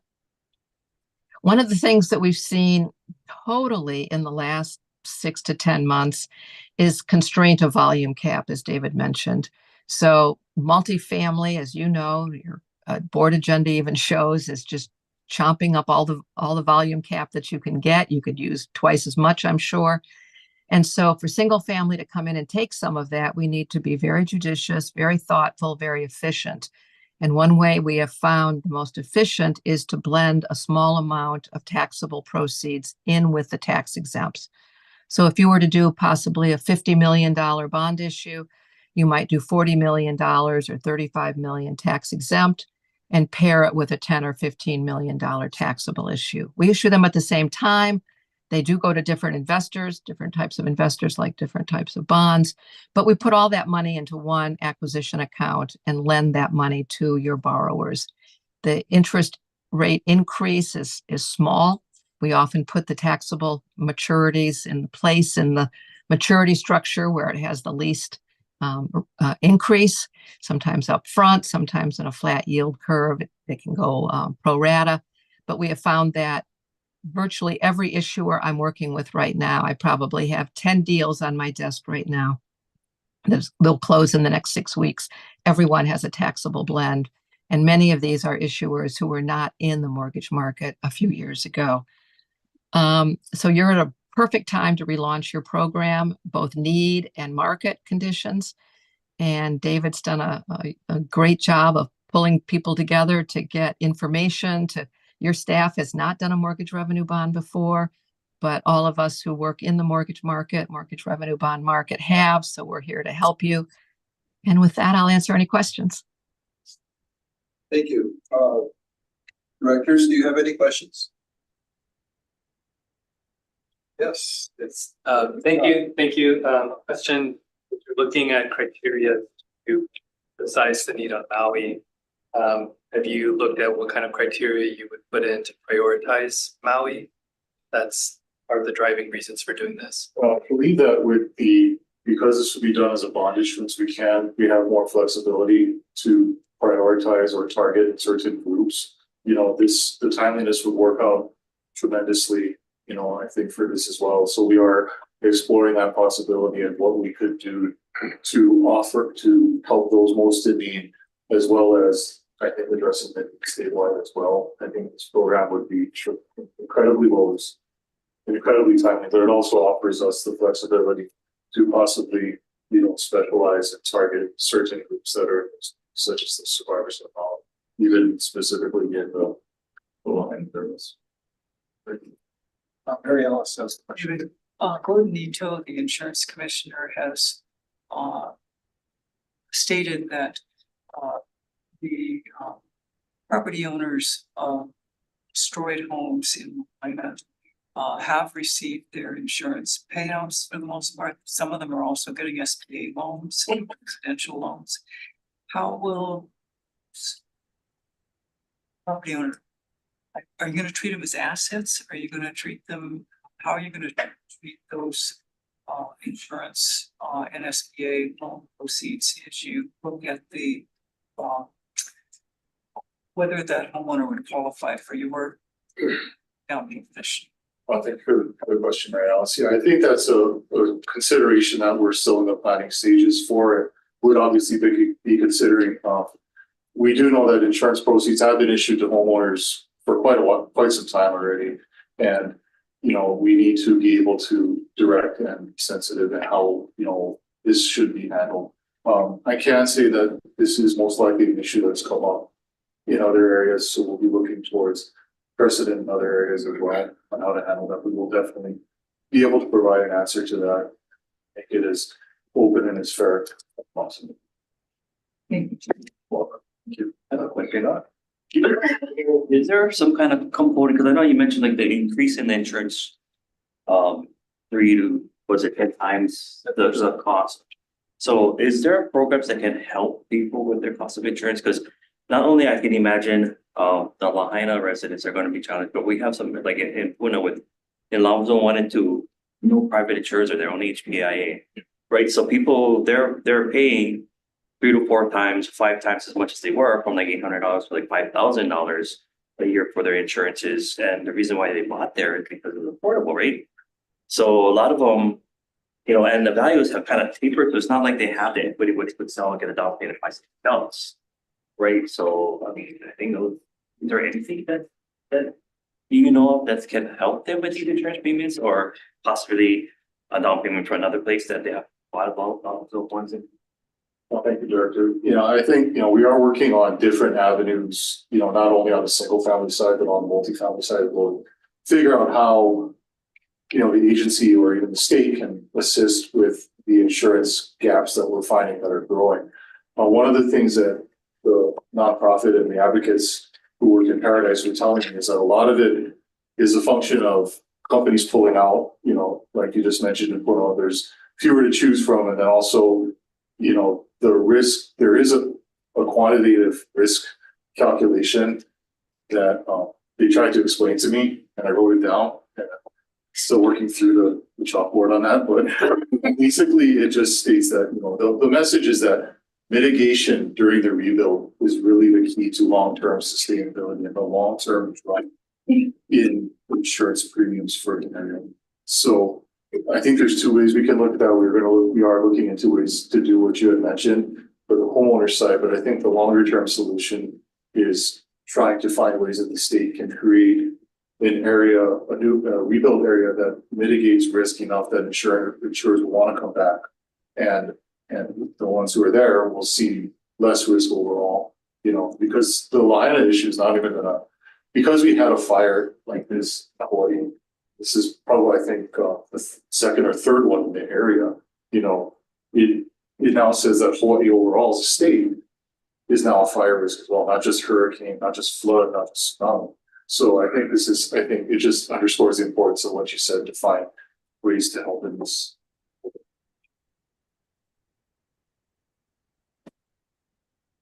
Else, any other questions? If not, thank you very much for taking these programs forward. This is great news. We'll receive that and move on to our next agenda item, which is item 3H. This is information on the state of Hawaii draft program year 2024, July 1st, 2024 through June 30, 2025. Annual action plan for the U.S. Department of Housing and Urban Development, Office of Community Planning and Development's Home Investment Partnerships and Housing Opportunities for Persons with AIDS programs. Barry? Hi, good morning, Chair, Vice Chair, members of the board. My name is Carrie Higa, and I'm a planner here at HHFDC. This for information provides an overview of the draft annual action plan for program year 2024, covering the period from July 1st, 2024 to June 30th, 2025. Under the 5-year consolidated plan, the annual action plan is an application for federal funding and a planning tool that projects the anticipated uses of funds received from HUD under the Home Investment Partnerships Program, National Housing Trust Fund Program, and Housing Opportunities for Persons with AIDS Program. Since the City and County of Honolulu use its own allocation of home and HOPWA funds. The state focuses its home and HOPWA programs on the counties of Hawaii, and Maui, while HHFDC HTF program is meant to serve all 4 counties in. The draft annual action plan was developed following a series of public hearings held in each county and consulting with HUD, county housing agencies, public and private service providers, and other government agencies. The draft plan was made available for review by the public at public libraries, county housing agencies, DHS, HPO, HPHA, HHFDC, and on the HHFDC website for a 30-day window and comment period, which started on March 8, 2024 and ended on April 7, 2024. No comments were received. HHFDC administers the home and HTF programs, and the Department of Human Services administers the HOPWA program.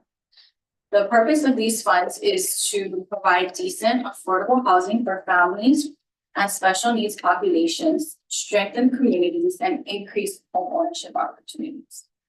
For program year 2024, HHFDC is available to receive approximately $3 million in funding.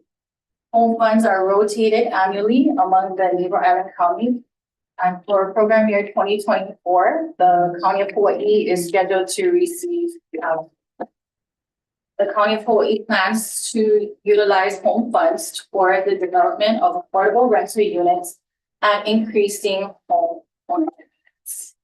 Under the National Housing Trust Fund program, HHFDC is eligible to receive an allocation of approximately $3 million, which will also be used in the County of Hawaii toward the development of rental housing for extremely low income families earning 30% of the area median income or below.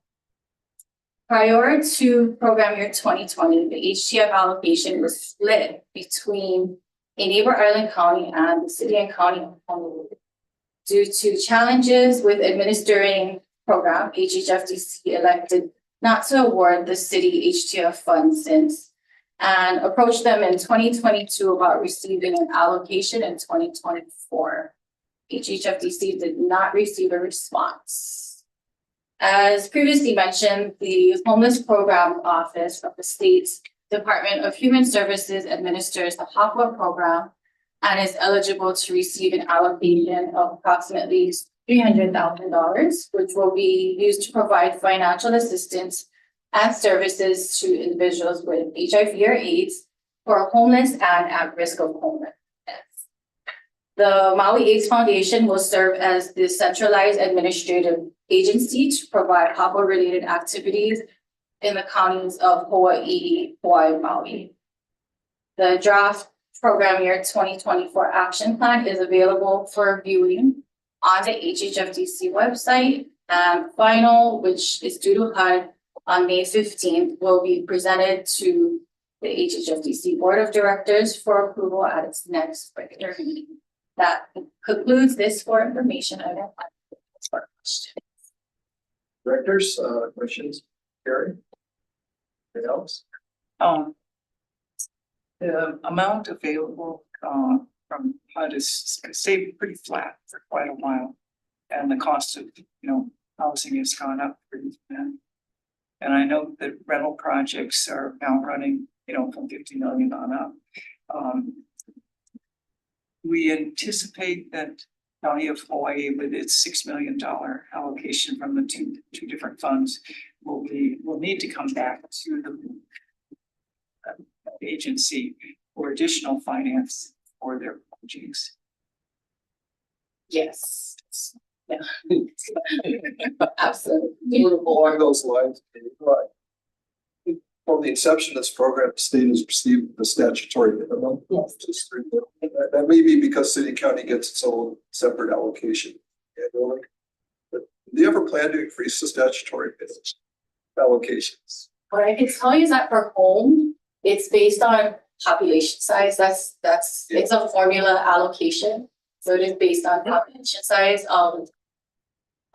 Just with our meetings with HUD, we've been told that we're pretty much always looking at the minimum, even though, yes, costs are rising. And, HCF is, the allocation is calculated differently because the funds, instead of coming, they're not congressional funds, they're from annually right now. But in past years, we've gotten a little bit more, but not more than $4 million, just slight increase. One of the reasons I'm asking that question is because part of it is for Ed. Yes, Seems like it's been a while, 30+ years. it's been a long time. Yeah. Hasn't changed. Okay, well, thank you. Thank you. Any other questions? Okay, if not, we're gonna go on. Thank you, Karen. We go on to item 3I. This is update on the status of the former Front Street Apartments affordable rental housing project site located in Lahaina, Maui. PMK number 24-5-003013, the Front Street site. Approved one, the acquisition of 60 Nui Street located in Lahaina, Maui, TMK number 24-5-003014. And 2, the establishment of a dwelling unit revolving fund budget relating to the acquisition of properties abutting the site, abutting properties. And 3, authorization for the executive director to enter into exclusive negotiations regarding a possible ground lease of the combined Front Street site and abutting properties for the purposes of constructing, rehabilitating, operating, and maintaining an affordable and workforce rental housing project. We have our chief planner, Chris Woodard. Good morning. Still morning. It is. Good morning, Chair and members of the board. This is not the, this is, no, I'm sorry, there is, excuse me, there is an action item in here. Pardon me. The move. Okay, second? Okay, well, why don't you go ahead and present it, I'll have public testimony after. Okay. Front Street Apartments is a 142 unit affordable housing project developed by Front Street Affordable Housing Partners, located in Lahaina, on land owned by the Weinberg Foundation. It was completed in 2000 and financed with tax credits, low-income housing tax credits. And under that program, 70 of the units were required to be set aside to households earning up to 50% of the AMI. 71 units were set aside for households up to 60% of the AMI, and there was one manager's unit. In 2019, FDC acquired fee interest in the property. The purchase price was $14.93 million and was funded by the development funds. In July 2023, HHFDC and the project owner entered into an amended and restated ground lease, which basically provided for an extension of the ground lease, reduced the rent, which was pretty much a market rent, and in return, the affordability restrictions on the projects were reinstated. You may recall that through the qualified contract process, this project was able to exit the low-income housing tax credit program, not without some litigation and other stuff going on. But at the end of the day, the project affordability was restored. August of last year, unfortunately, the project was destroyed by wildfire. I just want to note an amendment to Section 2E of the Port Action, just to clarify that regional housing, not the original investment that been partner of the owner, but they acquired that interest in December 2021. In February of this year, HHFDC, the owner, began discussions through the project and possible surrender of ground lease to HHFDC. And just last month, we executed documentation that resulted in the surrender of the lease to HHFDC. And so we now own fee simple title to the project free and clear. As you know, the wildfires caused tremendous loss of homes in West Maui. And we believe that a new project developed on the site should include at least the number of live tech units that were in the original Front Street Apartments development, with the remainder of any additional units being made available to households earning up to 140% of the AMI. A few times we look at exhibit B, I think it is.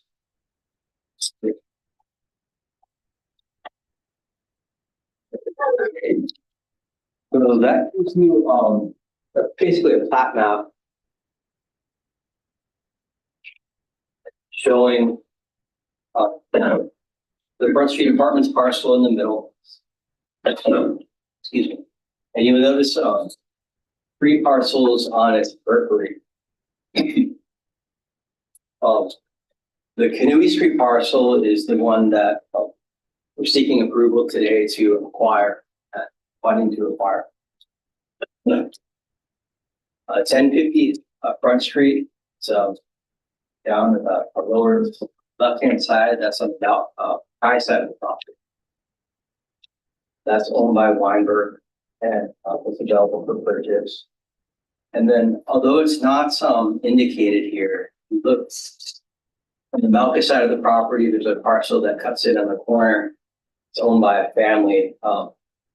We actually hadn't intended to talk about that parcel today, because we did not believe it available to purchase, but we recently found out that there is a possibility of purchasing the property for the family. So if that could help you get your bearings. And then, should mention, on the southern boundary of the property is the Lahaina Surf project that's owned by Polygon. That was also destroyed. So we're proposing to acquire 60 Kanui Street. That cuts into the property. And turn to page 3, at the top of the page. There's a summary of the deal terms. We do have a signed letter of intent with the owner. Basically, we've agreed to purchase the property at a price equal to its assessed land value for the 2020 tax year. And, first of all, we're not subject to section 201H-33, which basically limits any purchase price to appraised value, but that's only if there are habitable dwelling units located on the property. That's not the case here. It's a commercial building. But also, I think it's, ordering an appraisal and trying to come to an agreement with the owner on what sort of instructions you give the appraiser is going to be very difficult. On what day should it be valued? The rebuilding of the public infrastructure here, the timing is unknown. I mean, it's just really hard. So the parties have, subject to your approval, we have an agreement to purchase parcel at the assessed value. And for Maui County, according to Maui County code, they are to assess value or assess the property at, 100% of fair market value. That's not the same as 100% fair market. We think it's close enough.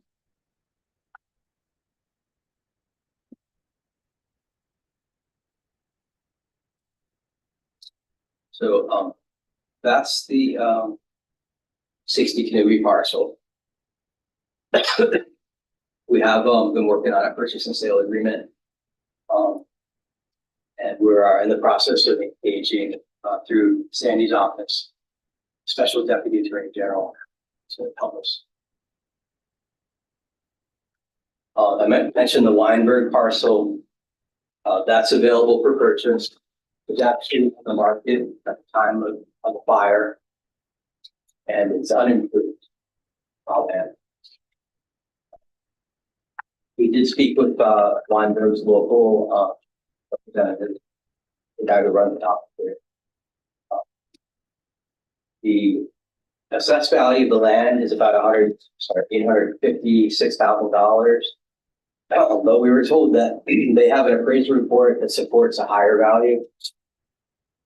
We could acquire the property for about $1 million or so. We're going to probably not going to order an appraisal report for this one either, but research land comps to try to support purchase price and bring it back to the board at a later date. And then again, it's not in the right, but the parcel that on the Malcolm side that's owned by the family, the assessed value there is around right around $800,000. And although we haven't talked to the family yet, we do have a contact that's going to bring us in touch. So to potentially buy all 3 properties, we'd like a dwelling unit revolving fund budget to do so. And because this 3rd parcel kind of came into the picture only recently, I'd like to ask that the request be amended from $3 million section 3E to 3.75 million. That should pay for the actual purchase price and due diligence costs. There are sufficient funds available in DER to fund this budget. About $34 million available at the end of February. That doesn't count a $50 million fusion for fiscal year 2025. And then I think everyone will be happy to hear that when we sold the rental housing system portfolio and made second mortgage loans to the buyer, those are going to be repaid next month. That's about $26 million.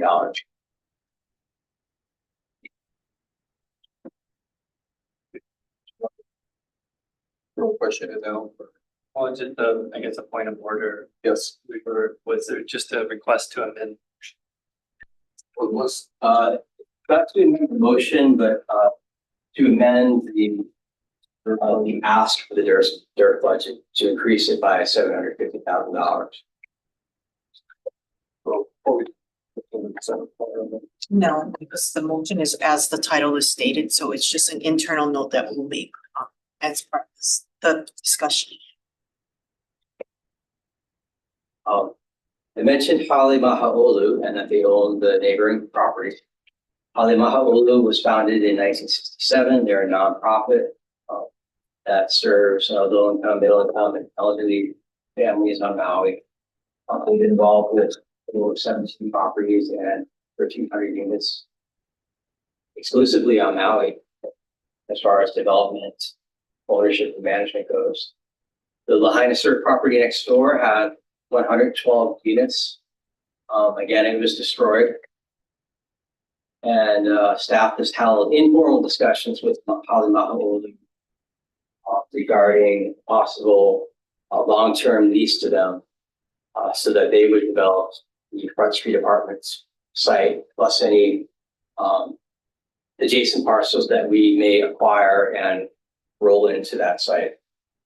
Real property transactions are not subject to the procurement code, although we typically run our request for proposals process as a best practice.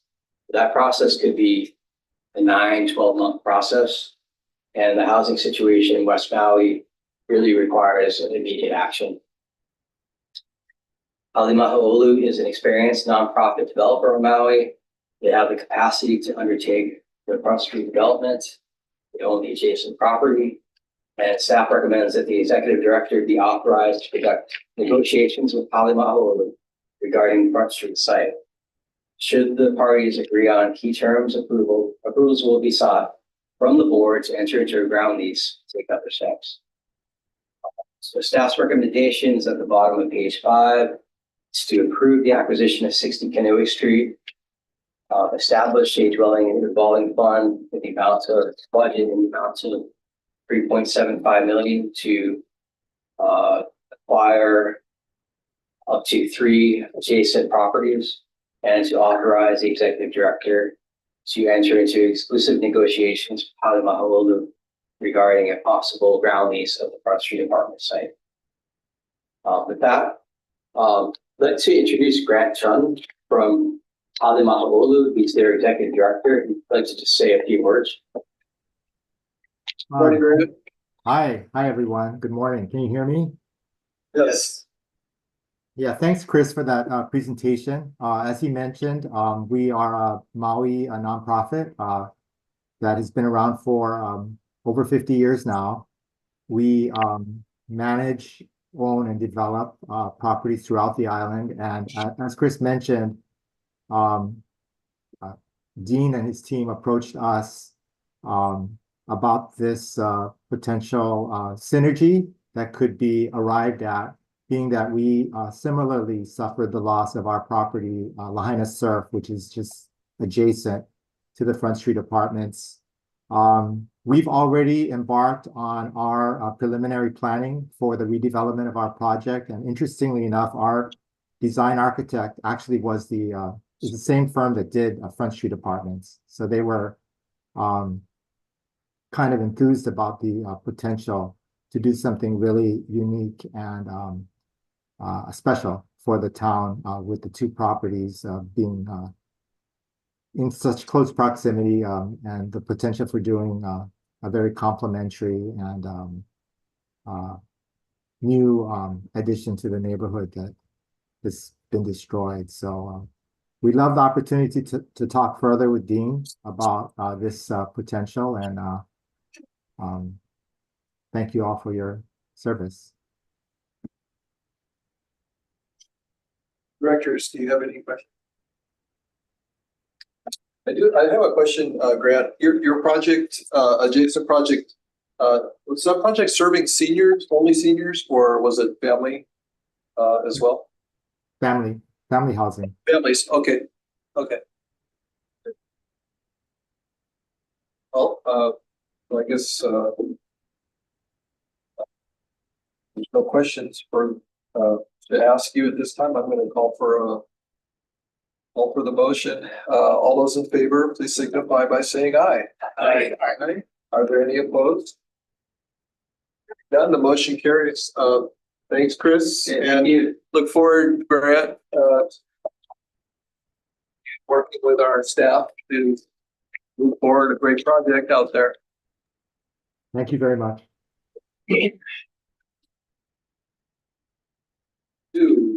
The section 4 of today's agenda. This is a report by the executive director, Dean.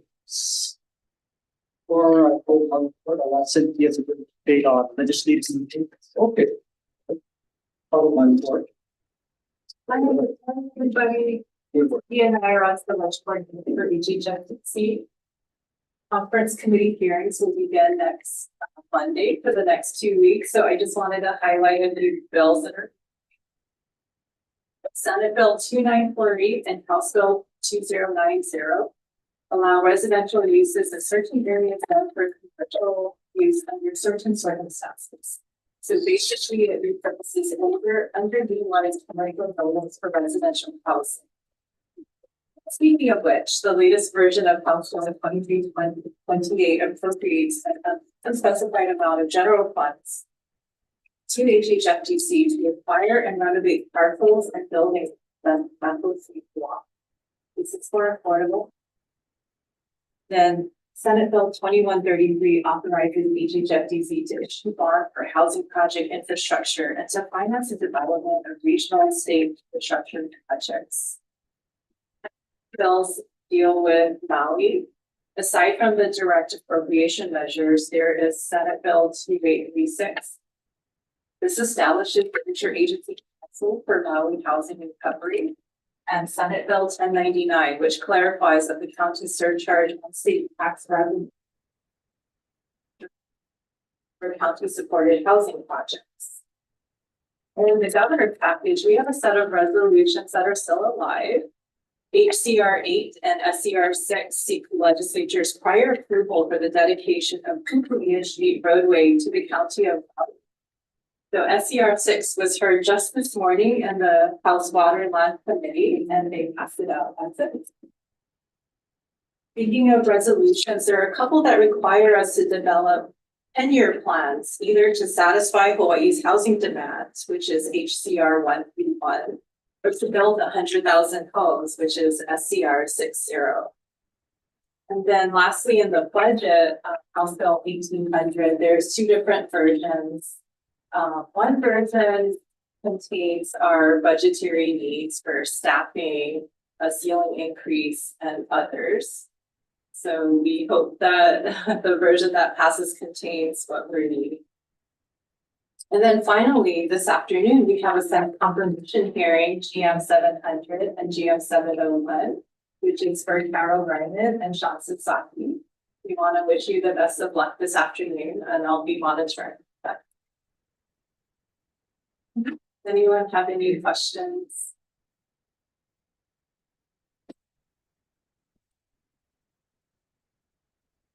Written report is before you, the package, just some highlights for the emergency proclamation on housing. You recall, here's housing emergency proclamation. HHFDC assumed the function of the former Build Beyond Barriers group. Our role is really to determine if projects are eligible to be certified under the proclamation. As an agency, we can grant waivers for school impact fees.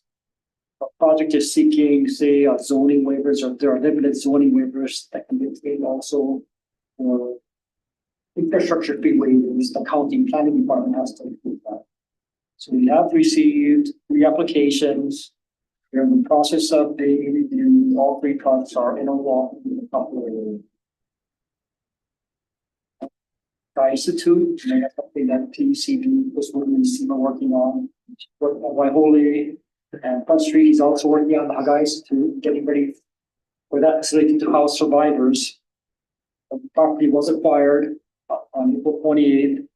Right now, the operator of that facility is addressing deferred maintenance issues. And we hope to have, or we will have that facility ready to accept survivors in early May. So we're coordinating with HAIMA and the Department of Human Services on that population that will start to move into Hagai starting next month. For the development branch, Randy has been very busy working on the temporary housing projects that are being built at Bailey. There's 2 temporary housing projects being built in Bailey. That's our lands in Lahaina. One is being built by the state. That's the Kalai Ola project. And one is being built by FEMA. That's the Kilohana project. We initially thought it would just be right of entries for both projects, but the FEMA Army Corps required a lease. We will be bringing this to an after the fact for action to the board for information and for approval. It just happened too quickly, really, for us to bring to the board ahead of time. We didn't want to hold up the construction of temporary housing. And last, for finance, we do want to commend David for his work to be willing to take on to stand up the single family programs and look at different ways that we can look at doing this. And also, we hope to launch the bond recycling program later this year.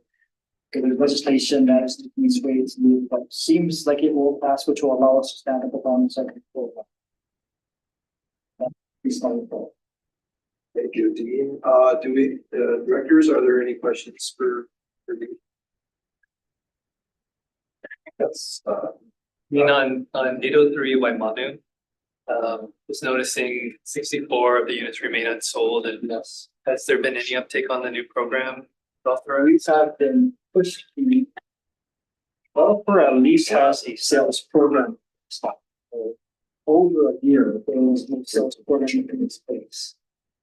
So at least now they do have a salesperson who can help potential buyers. So it's slow, but there is. And this is the project we authorized the equity. No.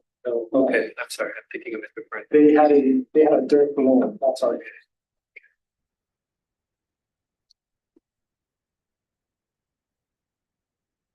Yeah. So in regards to the HUD, to mention, they'll be available possibly in May. Looking at rents and charging welcoming, I know school teachers were prioritized. Teachers will be prioritized once it's converted to permanent housing.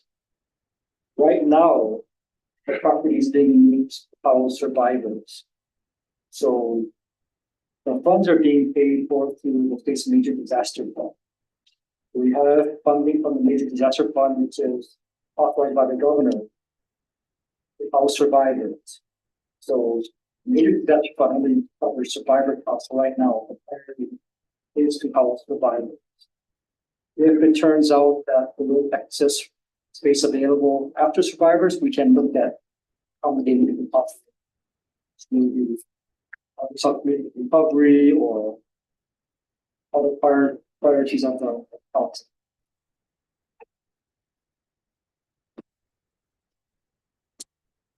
Any further questions?